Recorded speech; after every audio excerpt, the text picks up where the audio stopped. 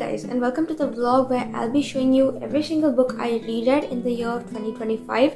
So let's just jump right in because there's so many more than I would have initially expected, and so it's probably going to be a long one.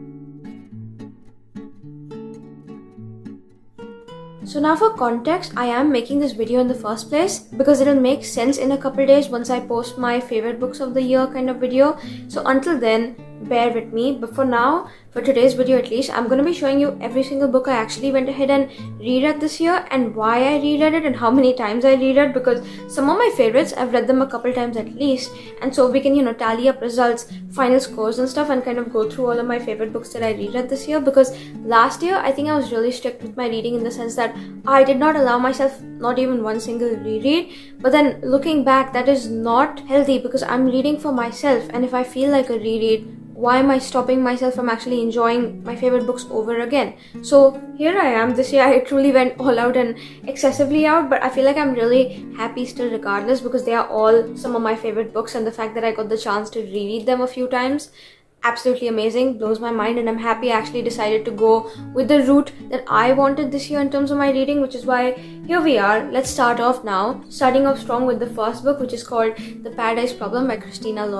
I read this 2 times this year, and it's because I feel like it's the most perfect book you'll find in terms of romance, in terms of like a summer setting, in terms of like all the tropes in it, and I feel like how funny it is because this book follows Anna and Liam. Back in college, they decided to like fake marry each other because then they'd get like couples housing or something like that for cheaper, and so they figured, okay, since they're paying a bomb already on college, might as well save on the housing and pull this stunt or whatever. Except by the end of it, they're both done with each other, they part their ways amicably, it's all good. Except now, 5 years down the line, Anna, she's like a struggling painter, and she recently got kicked out of her day job at the corner store, and so she's in the dumps basically. She doesn't really know what to do anymore because she's trying to save a bunch of money to kind of pay her father's hospital bills. And in comes in Liam. He knocks on her door one day out of nowhere and has this proposition for her wherein she comes with him to his little sister's wedding in Singapore and pretends to be his fake wife or whatever, because apparently he did tell his family that he got married to someone, he just never told them that they separated, and the documents stating that they divorced or whatever after the whole college thing was done, they were all fake. Apparently these two are still married because once they actually got married, it kind of triggered this thing wherein now his inheritance is on the line because he needs to stay 5 years married without some sort of breakup or whatever so he can get his inheritance, otherwise they'll all go in charity, and it's a huge amount, so he wants to keep it. And because it's nearly close to their 5-year anniversary anyway, she never just knew it, and it's only a couple months away, he decides that after that they'll truly separate for good, and for now he just needs her help on this one last escapade, going there and pretending in front of all these rich people. And I feel like this is one of the best books I've ever read because Anna, she is so unapologetic. I've read several characters like her or whatever, and every time a character like that pops up, it's always a favorite book of mine. I will speak about them in the later rereads or whatever as they come up, but I feel like her character is just so unapologetically funny that I had every second spent absolutely giggling because I feel like this is like one of the funniest rom-coms I've ever read, and the whole point of rom-com is to have a balance between the romanticness and the comedy. I feel like romance is losing that these days, so always coming back to this book feels like a breath of fresh air because number one, it's one of my favorites, and number two, it does everything it needs to be doing correct, because I feel like there's like high stakes with the rich people and stuff, there's the whole ridiculousness of the situation, there's how hilarious it is, and there's like a bunch of other things coming in. The romance is spoony too, so I feel like the balance of it all is perfect, especially to read in the summertime because they go away on that private island and stuff. And I read it a couple times already, once I think earlier in the year once I was rereading for Valentine's Day or something like that, all my favorite rom-coms, and once when I was actually on vacation. And I feel like, again, this is one of my favorite books ever, you cannot top this, and it was the best time ever, which is why I reread a couple times, but this was the first one. The second book is called Nora Goes Off Script. I also reread this in the same vlog where I was rereading this, my favorite rom-coms or whatever, Valentine's, and then the second time I reread was I think on the day of my birthday or something like that, because this is one of my favorite romance books ever. I feel like if I was to rank my top 4, this comes in it, Marriage for One comes in it, Beach Read, and You Deserve Each Other, and then this would be part of top 5 and stuff, because I feel like this book, there's just so much about it that's perfect. Already it's like under 300 pages and you can probably finish in a day if you actually lock in. But not just that, I feel like in 300 pages, the way the author makes you feel such deep emotions, and the way she writes too, it's so interesting because it's like just lines to the point. There's no like beating about the bush, there's no like excess. It's exactly how she's supposed to be portraying the way she's doing it, and I feel like still the way she does it in that sort of writing style, she's able to build a connection with you, make you care about these characters, feel all these deep things. And every time I read this book I cry, because the first time I read it was last year, which means I've already read it 3 times at this point, and I can't wait to go back again because it's one of the best books ever. This essentially follows Nora, who's a single mom. She's trying really hard to earn the money to kind of raise her 2 children because her husband ran off to Asia and now they're separated and stuff. So she's just not happy with the way things turned out for her kids at the end of the day because they're the ones suffering, which is why she's a writer, by the way, for Hallmark movies. She ends up writing this like almost like a breakup script about her and her own husband's like love story or whatever, except it wasn't a love story, it was just toxic. And that movie, it doesn't end up selling to Hallmark, it sells to Hollywood because that's got the potential for that. And so now she's already earning so much more money than she'd expect. She's being nominated for all these awards. The people who are actually supposed to come and film the movie, they come to film in her backyard because there are certain scenes in that sort of setting that are required. And so, you know, we have the lead actor called Leo who's actually playing the part of her husband, but then in the midst of everything, these two start falling for each other. And it's very complicated, the relationship, but the turns it takes and the way it made me feel, I feel like this book is a very good example of being loved and being seen by the right person, and, you know, getting lost when you're not. So I feel like it was a great time. I loved reading it. Every time I read this book, I love the kind of simple joys that are portrayed in it, because every morning she sits on her porch kind of watching the sunrise. That's what I did on my birthday, inspired by this book. And so I feel like already this has had such a great impact on me, considering the fact that it's already so small and still hits so hard, which is why I read this 2 times, had the best time ever, and this is my next reread. Finally, this was the last book I read in that rom-com video, whatever, for Valentine's, which had these 2 in it, and this is called The Bodyguard. I read this for the first time back in 2023 as I was getting back into reading. This was like the first rom-com I ever read, and I have such great feelings associated with it. Maybe I'm biased because of that, but I feel like I'm not, because this still deserves every like 5-star I could give it. It's got great, amazing potential to be more, and I feel like it's being made a movie at this point, so I can't wait for that to happen, because this on my screen would blow my mind and my world. Essentially, it follows Hannah, who's kind of working as this like agent who is into protecting. So you know how there's like bodyguards for elite people? In this book, the girl is the bodyguard, and she ends up having to protect this movie star called Jack from his crazy stalker. Except in the midst of everything, his mom is sick with cancer, and she kind of wants him to come live over at their family ranch or whatever. And if Hannah goes in as the bodyguard, the service entail, the mom's gonna get worried and it could worsen her health condition. So now they're gonna pretend like she's his girlfriend and stuff, and in the midst of everything, they're falling in love. It's so sweet. Again, this one deals with grief, but then also there's a great balance between love and loss and life. And I feel like just the way, again, it's portrayed, there's this woman, she's sad and lost at the beginning of the book. She just doesn't really have anyone to fall back to, but then by the end of it, the kind of character development that comes with it and the kind of relationships that are made and established, truly nothing like it. I feel like happiness, if it had a physical manifestation, it would be in the form of this book, because it's so good. And I wish I read it this more times, because I feel like every time I read this book, in a little bit, I always end up forgetting like exact details of it, which is why I cannot recollect specific events, which is perfect, because that means I can always go back with a fresh mind and re-experience some of my favorite scenes again, and kind of live through all the intricate details that I missed out and forgot, because I feel like they just hit harder every single time I reread. Anytime I reread a book, for some reason the reread always hits harder than the first time, and so this was perfect. I'm so happy to have done it. And all I will say is that Cowboy Jack in this book lives rent-free in my mind. That's something I have not forgotten, and I don't think I will till the day I die, because that is so iconic and cool, and I'm absolutely obsessed. For context, when I'm talking about my rereads, I'm first referring to my reading journal and the kind of spread I have made for this, because I feel like that's the best kind of accumulation of a good format, because otherwise I'd be lost, which is why if I look down, I'm looking at my journal to figure out what's next on the list. But essentially, it's called Flawless by Elsie Silver. This one I reread because I was reading the Chestnut Springs series, and while I originally wasn't planning to, I figured might as well just dive right into it, because I read this for the first time back in 23. I read it for the second time again after a couple months in 23, because one of my friends was reading it and I was buddy reading with her.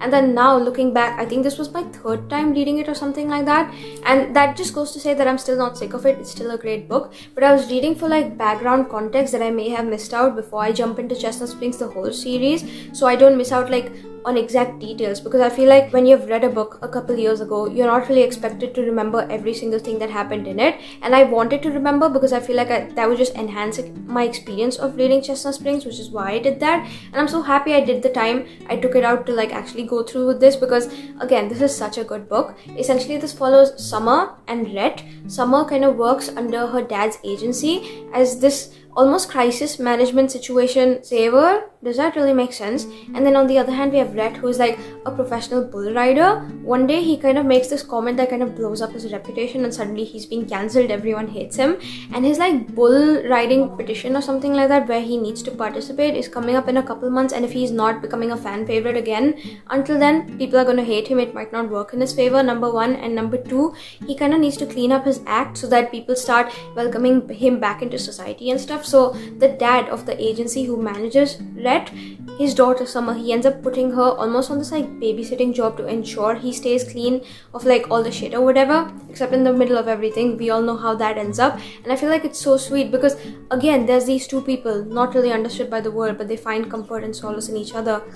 And this is such a good book. So happy. And I feel like there aren't a lot of books that I have read 3 times at this point and I can still say that I love them the way I would have loved them the first time around, which is why again, this is one of the best ones ever. Such a great introduction to the whole series, and the whole series as a whole is like my favorite series I think I might have ever read.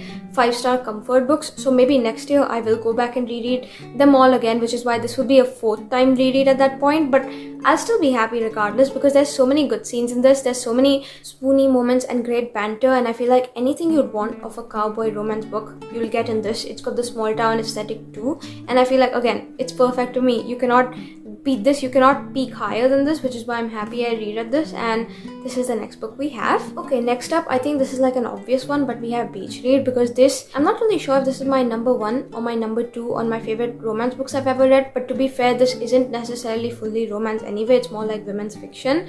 This is kind of tied up with Marriage for One, which I did not reread this year. Unfortunately, I will get to it next year, and we'll speak about that in next year's vlog. But for now, for this one specifically, it follows January. Her dad kind of passes away and he leaves her this house in this like random beach town, and it's very unexpected, but she ends up moving there anyway because she's like a writer who's kind of broke and struggling with writer's block, and she's contractually obligated to write her next book over the summer and submit it.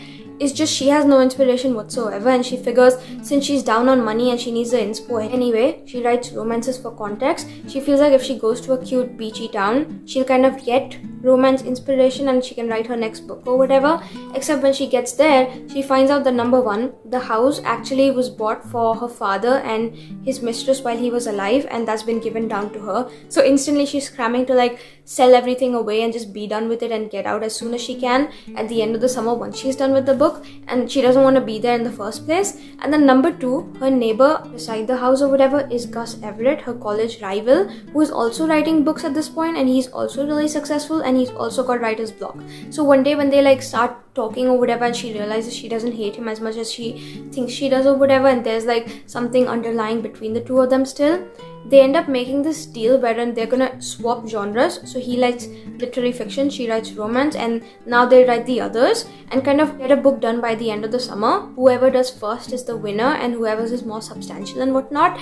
And so she wants to beat him, but at the same time they're going on all these like experimental, I guess, study sessions to learn the other person's genre. So she's taking him on like romantic dates so he can understand, and he's taking her on these like heavier sort of meetings so she can kind of understand literary fiction and how that's supposed to be written. And in the midst of everything, because they're hanging out, they're starting to fall in love, and we also have like a small cast of characters in the small town that kind of watch these two kind of find their way back to each other. And again, it's so sweet. It's one of the best ones ever. Handles grief very well, handles a good balance between January's life and then the romance, because again, it's a women's fiction. It's more about her life first and then that second, and the way it's done, again, the internet is always correct about Emily Henry books because this is the best book I think I might have ever read. I love it so much. I cannot get enough of it, and I can't wait to go back and read it again next year because every time anything goes wrong, my first instinct is to go back and pick this and reread. So I don't know what that says about me as a person, but I think it's a good sign that, you know, it's a good book and whatnot, and I'm happy about it. Now next up, I have another book that I read a couple times this year. This is called You Deserve Each Other by Sarah Hogle. I read this for the first time, I think again in 23, in the same vlog where I was reading The Bodyguard, so everything intersects and connects, except I didn't really connect as I would have liked to with this book because at that point it wasn't really for my reading taste. I was still trying to figure out what I enjoy reading because that was the year I got back into reading after having stopped since middle school, and so this wasn't necessarily up my alley back then. But then this year over the summer I really wanted to give it a go again because there were certain scenes I was remembering and I just wanted to stitch the whole puzzle, I guess, back into place and see how that played out because I remember having great moments, and so I figured might as well take the plunge, and I'm so happy I did because then I ended up reading it a second time again, and that was I think a couple months ago, maybe like in July or August or something like that. I'm not really sure, I'm actually getting confused, but basically I did read it a couple times this year and I'm so happy I did because this is peak second chance romance. Second chance is one of my favorite tropes ever, and this does it such good justice. I feel like if you look up the dictionary definition of second chance, this would be stated as an example because it's so good.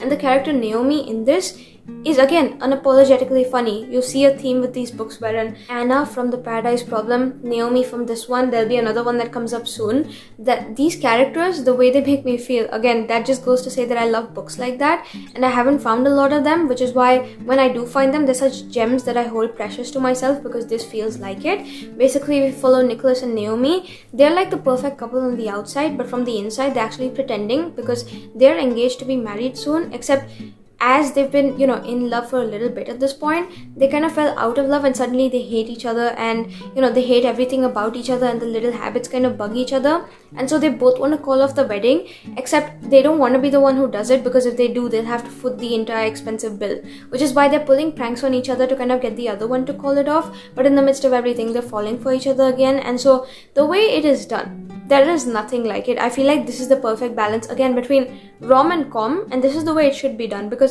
it reminds me of like a 2000s rom-com movie wherein there's yearning and there's longing and there's tension, but there's also enough light and dynamic bits that kind of keep the book going and still keep you invested and lighthearted as a reader. And this was again one of the best books I've ever read. So happy I gave it another chance looking back because this easily, like I said, falls in my top 4. It's so good. Every time I go back to it, I have the best time ever, and because it's set during like winter time and stuff and her favorite season is Christmas, maybe I'll do another reread, who knows, because again I'm so obsessed with it and I cannot get enough, which is a good sign of a great book. Next up, I ended up reading or rereading, I guess, The Do-Over. Again, this was over the summertime. This one I did because I was kind of buddy reading it with my sister. We have only one copy, which is why it's so funny because we had like 2 bookmarks going in at the same time, and because I was reading like a bunch of books, we kept like swapping back and forth between each other. I'd read a chapter, I'd read a little more, give it back to her, and then she'd read her bunch and give it back to me. And I feel like this was already such like a core memory in itself because I read it for the first time last year during Valentine's, had the best time ever, made my little sister read it during summer last year, she had the best time, and so this year we figured we'll read it together and have the best time together. So we did. This follows Groundhog's Day trope on Valentine's because we follow Emily, who's like a hopeless romantic, and she's planning like the most iconic Valentine's for herself, except when the day actually comes, it turns out to be a shit show because number 1, she crashes her car, number 2, her boyfriend is caught cheating on her, number 3, there was this like scholarship she wanted over the summer or something, like an internship. I'm sorry, I don't remember the details, but it kind of gets taken away from her because it was like wrong or something like that. And then number 4, her mom and her dad are separated, and her father and his new wife and the kids or whatever, they're moving across the state because he got like a new job and stuff, and so she has to decide whether she wants to stay with the dad or stay with the mom and kind of figure that situation.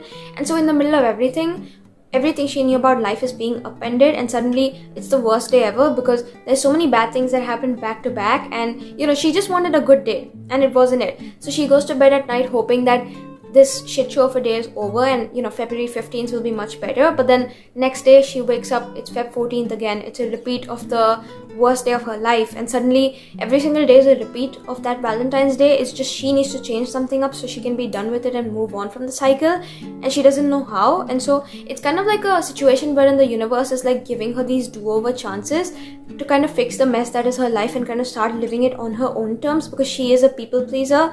And then again, it brings the life and spark back into her life. It also kind of gets her in contact with Nick Stark, who's like a chemistry lab partner, this guy, and something brewing between the two of them. And it's YA, so it's like perfect for everyone, in case you're looking for like a Christmas gift for someone who might be a reader or whatever, because it is like the best time ever. And I'm so happy I reread, because there's like so much that's good about this. There's like Taylor Swift references, there's like a great good old romance that you would not expect, but then the way it pans out, again, so sweet. And the whole thing with the do-overs, when she actually starts giving no shit about it, because there are technically no consequences if the day keeps repeating and no one remembers.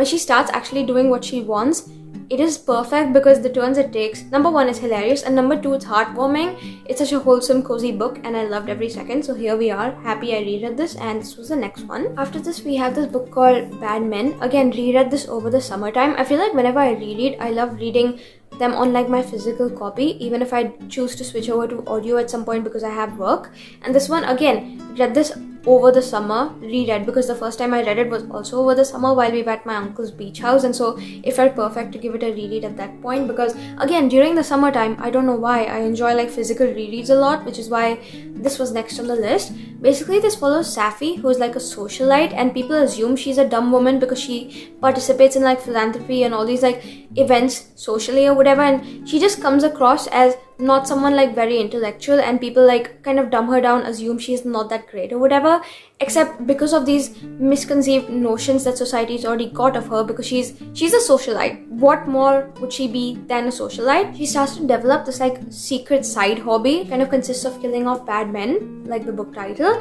And so she has this thing wherein she's like killing serial killers off to kind of rid the world of horrible people, and like any man who does her wrong, she kind of kills him.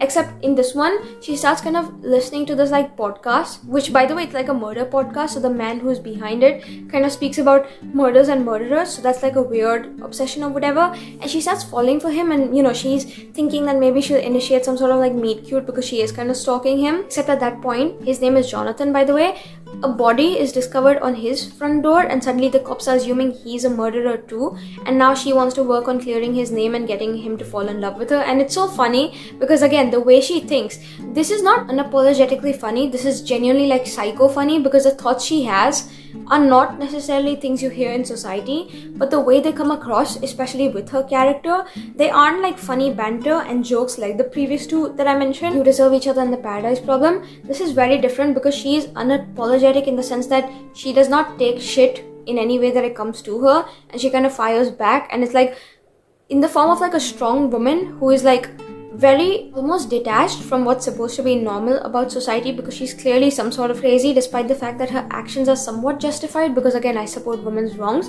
So I don't really know what to say. It was a really good book. I enjoyed my reread so much, and maybe again next summer, because there's so much that's so fun about this that I had the best time ever. And there's a second book I do believe that came out in this, so I can't wait to get to that soon, because again, I love the series so much. I can't wait to see what turns it takes, because again, it goes crazy towards the end, especially the last page, and so happy with my reread here. Next up, we kind of have like an unexpected one, because I generally am not one for rereading fantasy books, considering how long they are and how thick they are to get through. But this one, I don't know why, during June, I believe, like the first couple of weeks after I got back from vacation, I had this like intense urge to do it. I don't know why. Maybe I just wanted to visit like specific moments and stuff, but I figured I'd cave, because this was the year where I was letting myself read for myself and not for social media, and make videos on the basis of what I'm reading rather than making videos and then trying to correlate books to those. And so I ended up picking up and rereading Fourth Wing. Again, had the best time, because I read this for the first time during January, around the time Onyx Storm was coming out, and so I had the best time getting back into this book. Essentially, it follows Violet, who's kind of her entire life training to be a scribe because she loves literature and writing and everything that comes with it. But because her mom's part of like the military in this, like, I don't want to call it a dystopian world, but that's what it feels like. Her mom is like one of the high-ranking officers or generals or something like that. She kind of enforces this like decree wherein Violet is also forced to kind of follow the mom's footsteps despite not training a day in her life because of the mom's like own personal like vendetta and ego, I feel, because again, I've only read the first book. I don't really know a lot of reasons as to the background because we weren't given much. And so essentially you kind of watch this girl in this war college kind of go be part of Rider's Quadrant, the most deadly quadrant over there, rather than the scribe then that she wanted or whatever, simply because the mom kind of forced it. And so here we are, she kind of ends up going there on conscription day, no other option. And as she does, there's a bunch of people in that quadrant who'd want her dead simply because her mom is her mom and she's kind of hated across the country. But then not just that, because she is never trained, she doesn't really know how to fight against all the challenges and stuff that happens and survive. And then she's supposed to be bonding dragons and kind of living against all these attacks against her and kind of figuring out what's going on in the background with the whole country, because there's these like random attacks that keep happening, and you know, she's trying to piece things together because she's like smart. And so this is a great book. There's like a romance between the third year wing leader in it or whatever, Zayden, and her, and I thought that was sweet too. I feel like that definitely added to like the slow burn funness of this, and this definitely is one of the best romantasy books I've ever read, so the hype is real, which is why I read it. And so here we are, again such a great book, and I had the best time. Then I did my reread of Book Lovers because similar to The Bodyguard and then another book which I'll be getting to soon, I feel like when I read certain books that I really enjoy, at some point afterward, because I've already read like, at this point in the year, I've read 238 books. I will forget specific details, and looking back, while I can piece together like bigger scenes that happen in the book, I definitely do think about it on a constant basis. There are specific smaller things that I probably forgot, and at that point in the year, I was still deciding if this was the original 5 stars I gave it upon my first read. So I went back, and because I was craving a reread, I think during July time too, because it was still summertime and stuff. I do believe it was like the beginning of college when I was doing it. And so this one essentially follows Nora. She's like a literary agent and everyone's kind of scared of her because she's like a shark in her world. And then we also have Charlie, but he's like the sort of editor who everyone fears because he has the kind of power to turn any manuscript into gold, which is why he's referred to as Midas. But he's also very cutthroat, just like her, because his commentary and stuff, the writers, they cannot handle it sometimes, and so they're on like opposing ends of the spectrum. At the beginning of the book, she is kind of pitching a book idea or whatever to him from one of her authors that she kind of wants him to like edit and represent, and he kind of turns it down. But then fast forward a couple of years, when that book is actually out and it's published, it becomes like a best-selling, like great amazing book or whatnot, and suddenly it's winning all these accolades, and it's like a huge almost FU from her to him. And so her younger sister, who also ended up loving that book, it's actually set in a place called like Sunshine Falls. Her younger sister wants to take a trip over there, and Nora decides alright, she'll cave, because she's kind of like the big city girl in a Hallmark movie that the guy, he ends up going to a small town and leaving her for like the small town cool girl or whatnot he met or whatever, the quirky I'm not like other girls kind of girl. So she's always the one that's been dumped. There's also a bunch of background context in this book that happens about that. And so in this one specifically, she decides that when she finally goes to a small town for herself, she might rid herself of the city life and find like a good romance that's meaningful and, you know, helping in her life. Except every time she goes there, she keeps bumping into Charlie of all people. And it's so funny because in the original read of the book, he kind of hated the portrayal of Sunshine Falls. So why are you here in the first place? And in the midst of everything, as they're like hanging out and stuff, she starts falling for him, except he's not really the right person for her, or is he? So it's like a great book. Again, classic Emily Henry. Had the best time with my reread. This definitely made me realize that it wasn't like the full 5 stars that I thought it was in the moment. But then again, looking back at this point in the year, there's certain scenes that I had the best time with. So again, I'm wondering if it's 5 stars or if it's not. So again, I'm very picky with my reads, which is why here we are. Maybe I'll go reread at some point and figure it out, but again, happy with this one. After this, I ended up rereading the Maxton Hall trilogy, and I read all of the 3 different books at different times in the year. So the first one I reread, I think around the time, like a month or so before the second season was coming out, to kind of recap y'all on it.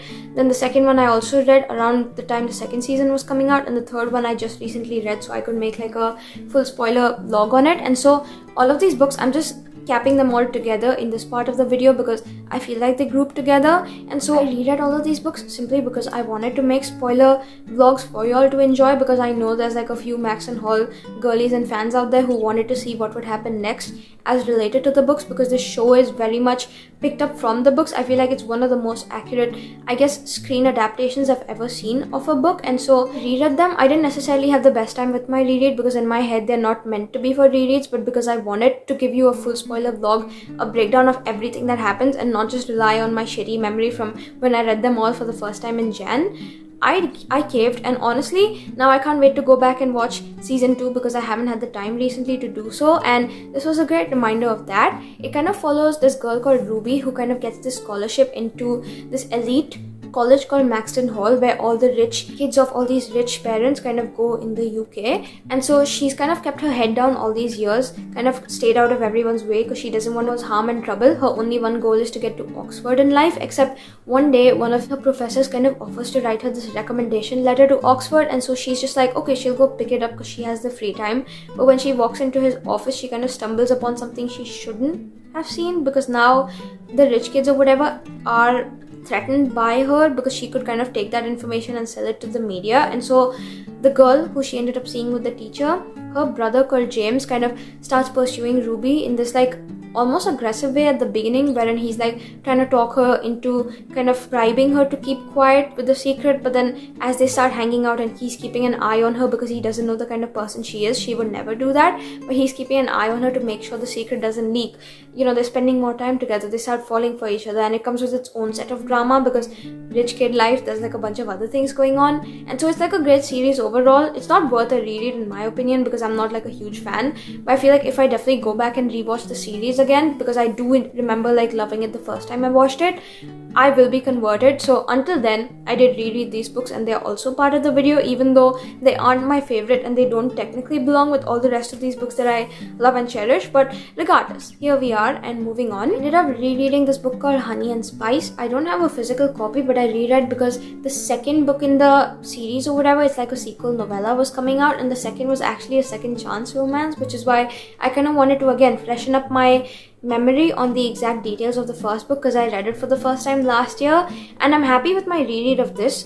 But then at the same time, the second book when I read it was the biggest flop show and disappointment for me because I hated that. So at this point, I'm really conflicted as to whether I still like this book or if it's been worsened because I read the second one and hated it. And so here we are. This was definitely one of my favorite romances by itself to come out when I read it last year or whatever. Now looking back, I'm also questioning everything, so that's kind of sad, and maybe I'll reread at some point in the future, who knows, because this is a great book, but in my head I will have to pretend that this is all by itself and the second one doesn't exist. Basically, this follows Kiki and Kai. Kiki, she's like this like girl boss and stuff, and she has this podcast she runs wherein she kind of hides all the women in her college and stuff. And so she has this thing wherein she's kind of warning them off of Malachi at the beginning because he's seen to be a player, but then also a couple days later she's seen at the bar getting cozy with him, and suddenly everyone hates her and her podcast is like plummeting and stuff. And in the midst of everything, her teacher also requires her to kind of run the podcast and get good like reviews and ratings, because then that'll help her with her further studies and like recommendation letters that she wants. And so she and Malachi kind of want to start this like almost like a crisis management situation. So they get into a relationship almost like PR to kind of throw people off their backs and would not looking like the cutest couple on campus, so that people start loving her podcast again, and so that he can kind of get help from her with kind of understanding the short films he makes and with feedback and stuff, because they're both brilliant students in their year. And so they start hanging out, they do all of that, except they're like falling for each other in the middle because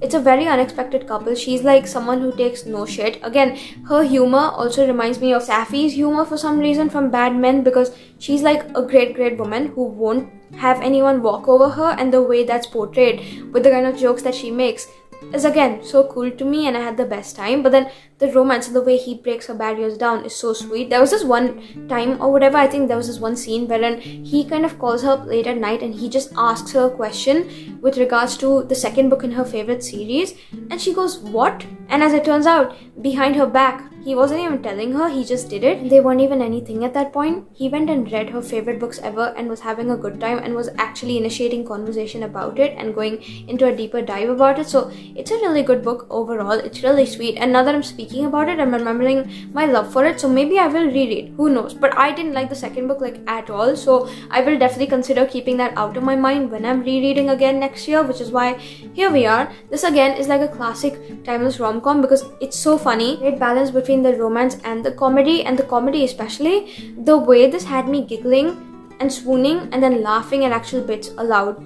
every single moment of it is crazy and needs to be studied because it's unmatched, it's unparalleled. It was the best time ever, and so this was next. After this, I reread this book called The Good Part. I think I read it recently, actually a couple months ago, whatnot, and this one follows this girl called Lucy. She's kind of having, again, the worst time of her life, wherein she's not really taken seriously at her job because she's kind of like the intern who's always sent to fetch coffees and stuff. She's not having the best time with her apartment because the guy who lives upstairs or whatever, his bathtub keeps leaking through her ceiling, and suddenly she's always covered and drenched or whatever, and everything's just like wet and disgusting. And also there's like a bunch of problems related to her love life and stuff, and she's just not having the best time ever. And so she keeps looking at all these other people who have their shit together, who have their life figured out, and in her head she thinks, why is my life this way? So one day when she's walking back home from this like date gone wrong, and this is in London, by the way, she kind of starts getting wet or whatever because it's like pouring rain and stuff, and so she figures she'll kind of take refuge from that in this like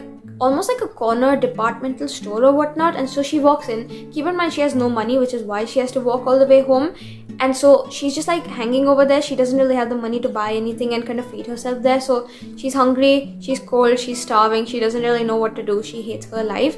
She kind of stumbles on this like machine, and it says it's the wishing machine, and the lady at the counter says you can make a wish. She ends up giving Lucy like £1 or something like that to kind of put into the machine and kind of have it stamped out with her wish. And Lucy just thinks at the beginning that it's just like a joke or whatnot, and so she just puts the coin in, and she's just like, oh my god, can I please skip to the good part of my life wherein everything is settled down and figured out and I'm living the best years.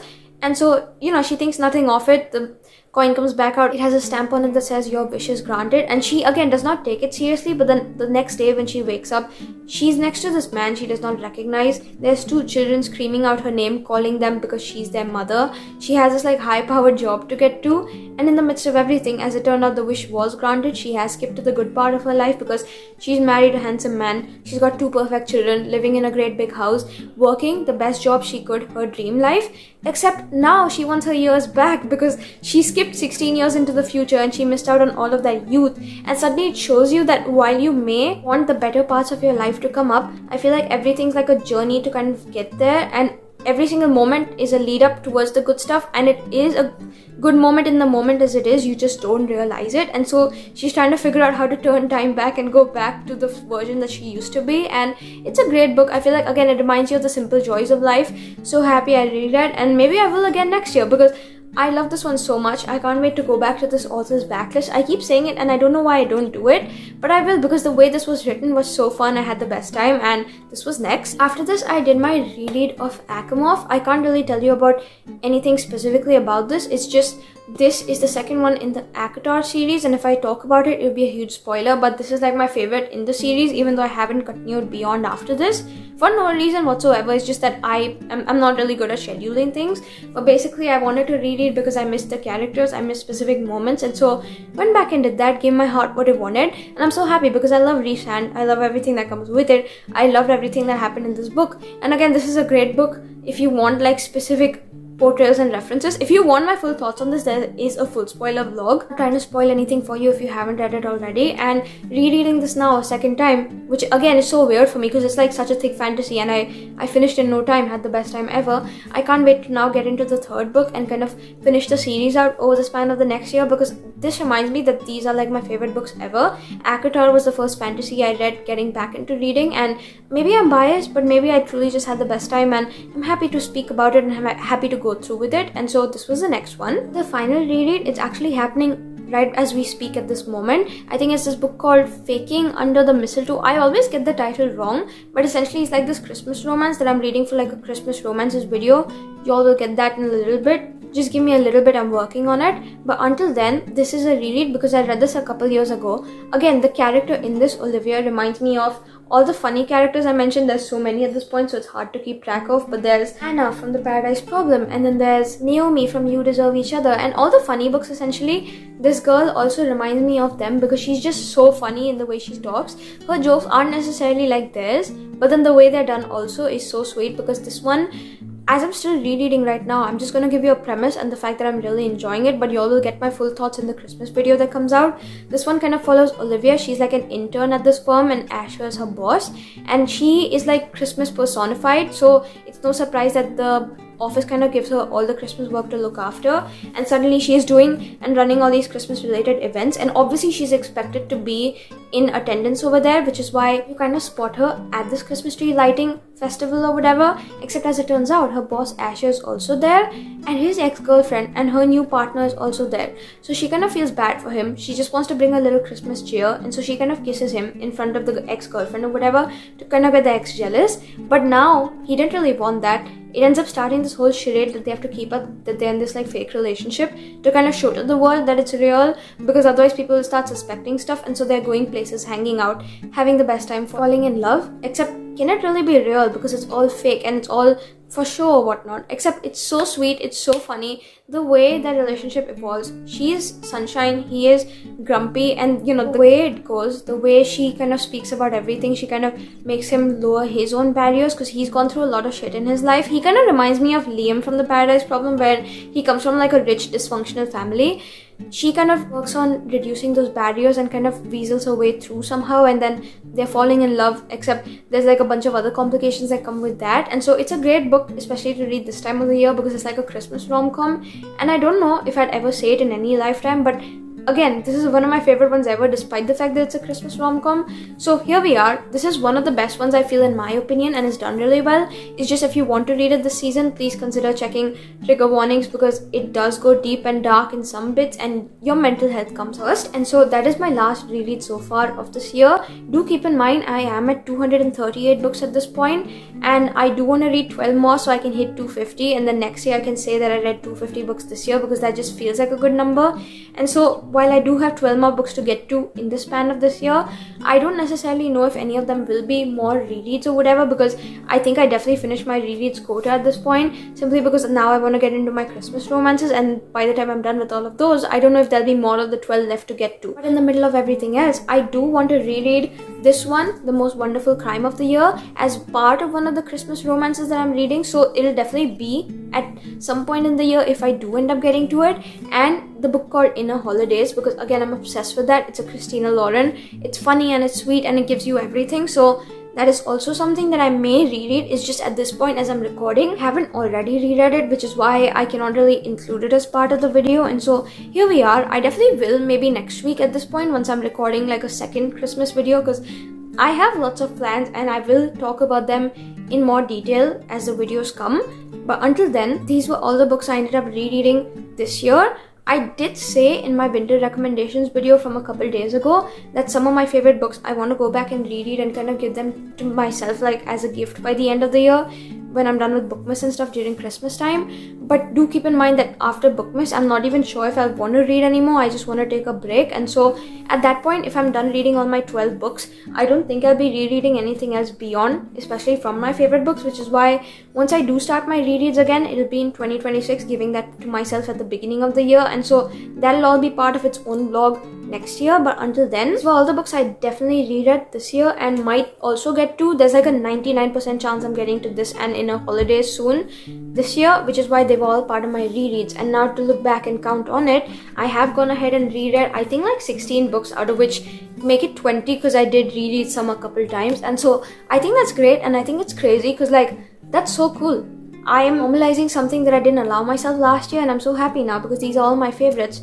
Some of them they aren't, I just read them for videos and stuff, but otherwise majority of them, I'd say about 90%, are all my favorites, and I'm so happy to have got the chance to go back to them, because there's nothing like rereading your favorite book and enjoying the moments you first enjoyed, but with the view of now knowing the whole story, so you can enjoy them even more and even further and go deeper in, which is why here we are. I had truly the most amazing time this year rereading all of these books, and I would recommend them to anyone, honestly, if you haven't already read them, because they're like perfect in my eyes, in my opinion, which is why I reread, because I am a picky reader. If I'm rereading something, it shows that it is part of my god tier books list, and here we are for all of these. Like I said, I won't be rereading more rom-coms throughout this year, so you can just stay tuned for next year's rereads video at that point, because I will plan something in January with regards to kind of giving myself that kind of break. But until then, I think that's it for this vlog, and so now we've reached the end of this video. Hopefully you guys had a fun time coming along with me in this one. Again, it's like a long chatty vlog. I feel like all of the ones that come beyond after this are all gonna be in this sense. So I'm just gonna go get a drink of water. At this point, I'm training my throat to speak for so long that it doesn't even hurt anymore. But here we are. If you guys did enjoy coming along with me for this vlog, despite how much I spoke or whatnot, like, comment, share, subscribe, do the YouTube things, you know how to do them. And until then or whatnot, now I'll see you tomorrow for our daily routine of Bookmas for the month of December. So until then, take care, stay safe. I hope you have a great rest of your day, and I hope you do end up taking like a rec or two away from this video, because they are like the best books ever in my opinion. Definitely worth rereads, and so hope they end up bringing you joy this festive season. But until then, like I said, I'll see you guys, and now that's it. Bye.